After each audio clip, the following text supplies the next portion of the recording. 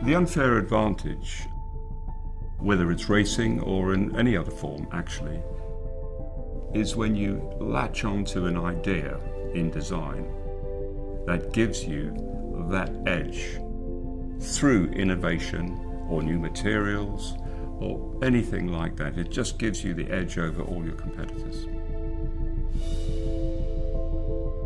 I can't stop my brain working, I just can't. And I go to sleep thinking about it, I wake up thinking about it. It's just got to be better than what anybody has done before.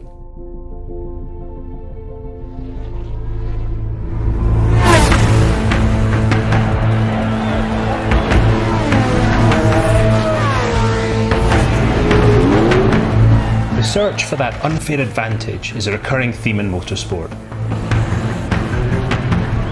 Looking for improved performance comes naturally to Gordon and a core group of ex-Formula One colleagues now working alongside him at Gordon Murray Automotive. That gives us an edge as a car business and a design company. Back in the day, Gordon's designs were hugely successful across 2 decades of Formula One. It means that we are very flexible and fast and really good at making decisions.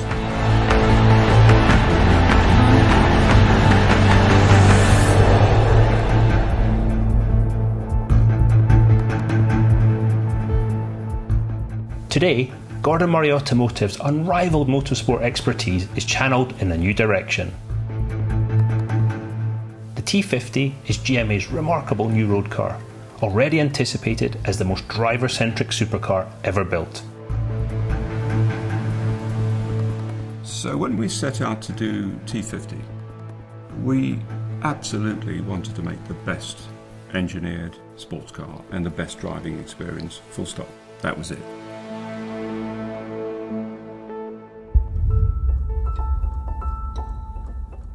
So the T50 will surely be the ultimate road car. But Gordon and the team's next project is a separate, track-focused machine, the T50s. Now, T50s is not a variant or a version of T50. T50s has been in what I call a parallel design, which started 18 months ago.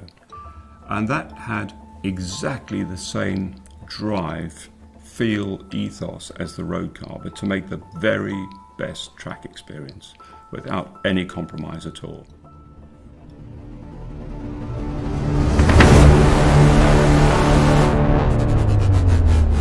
Before the T50s is revealed, there is some rich history behind the car's full name. It will officially be called the T50s Niki Lauda.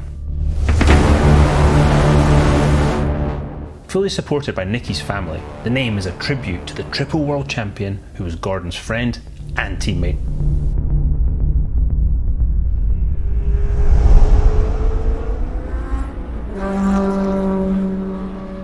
In 78 and 79, Niki Lauda is driving for the Brabham Formula One team, and Gordon is technical director.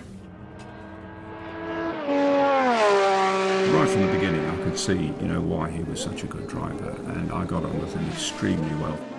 From an engineering point of view, his feedback was very, very good. And then we became good friends as well. World Championships is what you're racing for, basically. It means every year you have to motivate yourself new, start from scratch and attack like crazy. To try always to be the best, this is the hard work. Niki and Gordon's best known collaboration involves the now infamous BT46 fan car. Infamous because it's a good example of the unfair advantage in Formula One. Gordon's design for the fan car exploits a loophole in the rulebook, giving it a massive aerodynamic advantage over its competitors. So the Brabham fan car was a way around the regulations, sealed skirts all the way around the car, great big fan on the back of the car. It was a vacuum cleaner, it just literally sucked the car to the ground. It was that simple. the car is introduced at the Swedish Grand Prix in 1978. It goes round certain corners 30 miles an hour faster than a conventional car. So the driver had to believe in that and arrive at the corner 30 miles an hour too fast and turn the steering wheel and just believe it was going to go round, and those two things took a lot of getting used to. That advantage is too much for the opposition, and Niki wins the race convincingly.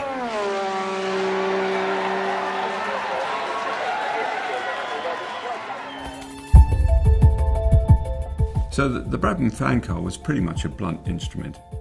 On the T50, the fan does a completely different job. It's much more sophisticated. It controls the airflow under the diffuser, which is the bit that gives you the downforce on a ground effect car. Excitement is building at GMA's workshops. Work on the T50 prototypes is progressing rapidly, and the time has come to reveal the T50s Niki Lauda.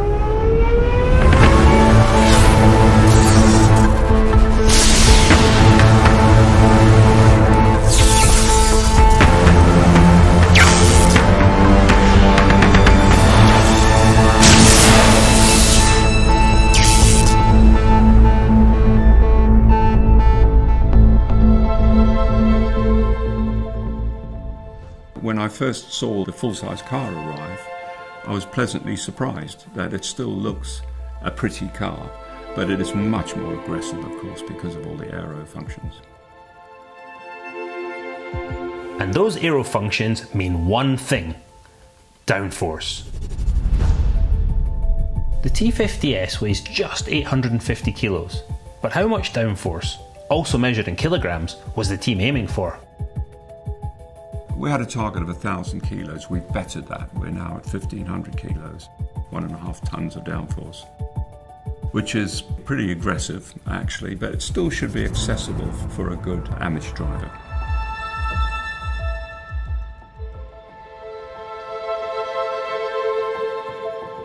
The T50s Niki Lauda is bristling with sophisticated aero devices.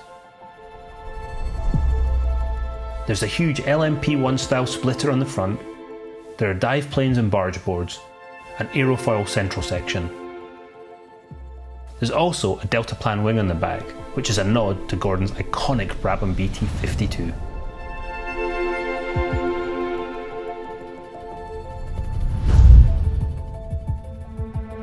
And below the delta wing, a reminder of Niki's fan car. So the fan on T50s is optimised for the track. The diffuser is even more aggressive than the road car, and it just is on all the time and designed to give maximum downforce. So when you turn the ignition on and you get past 50 miles an hour, the fan goes to maximum speed and stays there.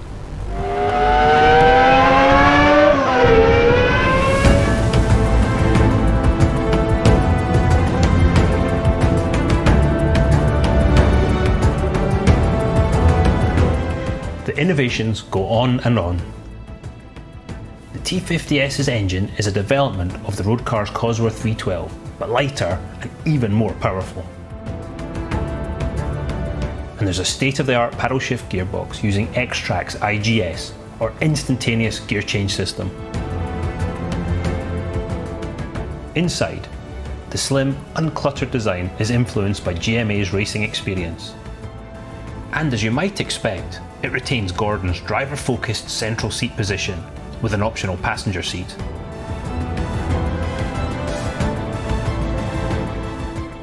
Each car has a chassis number and is individually named.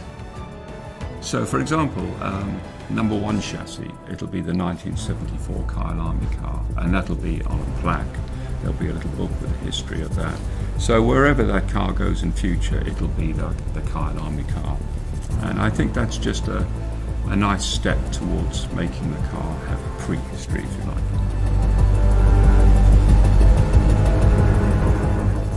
Just 25 Niki Laudas will be built, by hand, at Gordon Murray Automotive. Each car is bespoke and will be fully supported by GMA's team. It's It's really important to us that the car's accessible and easy to use. And that's part of the enjoyment, really, is the fact you can just turn up at a circuit, fire the car up, warm the oil up, and off you go.